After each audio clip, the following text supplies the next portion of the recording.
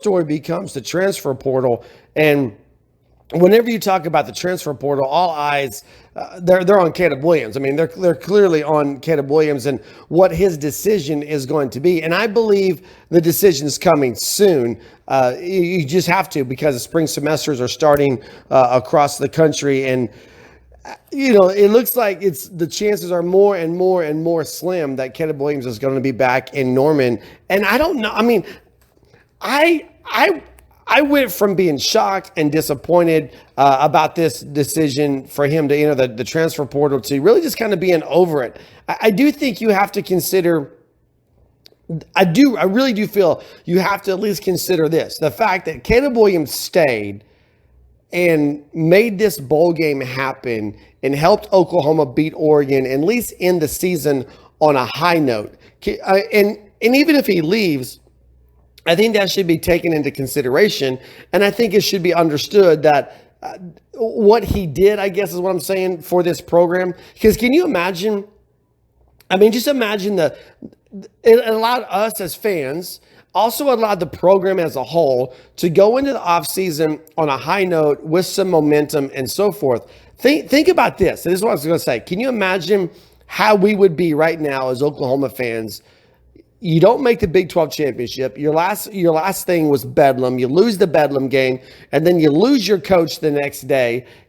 And then you lose, because you already lost guys like Spencer Rattler, Jaden Hazelwood, so forth.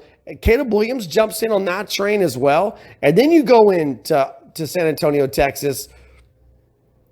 Who knows? I mean, Ralph Rucker could have led him to victory over Oregon, but I don't know that I'm willing to bet right now that Ralph Rucker is on the same level of athleticism and leadership and physical tools that Caleb Williams was on.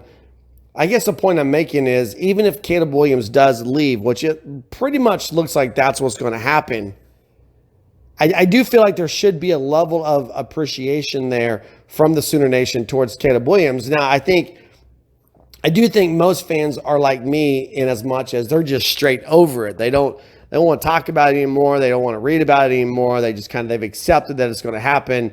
And then they're moving on. They're just moving on with their lives. They're moving on with everything else. And like I said, they're just over it.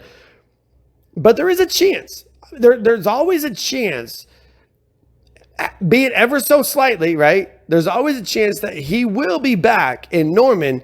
And that opens up an important question. When you look at the addition of Dillon Gabriel to this roster, I think that even if Williams were to come back, this is going to be a highly unpopular opinion, I believe, but I think it's true. I think if you just stop and digest it and accept it and understand it, wrap your brain around it, whatever adjective you want to use right here, I think if you just listen to this, if Caleb Williams comes back, at this point, do you not understand, do you not accept that Dillon Gabriel is the front runner to be the Oklahoma starting quarterback in 2022? Regardless of what Caleb Williams does, right? Regardless of where he ends up. If he's back in Norman, Dillon Gabriel is your front runner to be the starting quarterback for this team. If he's in LA, be it UCLA, be it USC, if he's in Georgia, they just said that Georgia's reaching out to Caleb Williams, trying to get him to make a visit there. I mean, if wherever he is, Dillon Gabriel has got to be your front runner. And I think there's two things. I think there's two key factors here that you got to look at to make this statement true. It's like I'm doing my own true or false here. But I think the first thing you got to look at is the fact that Dillon Gabriel's on campus right now. He's the quarterback on campus. He's the guy with this team. And even though there's no spring practices or anything else like that going on right now, you are doing off-season conditioning. You are in the dorm with the other guys on the team. You're hanging out with those guys. You're developing that rapport. You're developing that relationship and so forth. So I think absolutely Dillon Gabriel's the man, just because of his presence. And then when you consider Dillon Gabriel's experience in Jeff Lebby's offense, that even amplifies what I'm saying here as far as him being the starting quarterback. Because Jeff Lebby is going to come in and he's going to do something completely different. The verbiage, the alignment, the execution, everything that happens moving forward with Oklahoma football offensively will be different than Lincoln Riley. And the guy on campus right now who has a clear understanding of that has to be your front runner to be your starting quarterback. Now, am I saying that Caleb Williams absolutely can't be the starting quarterback next year? That's not even close to what I'm saying.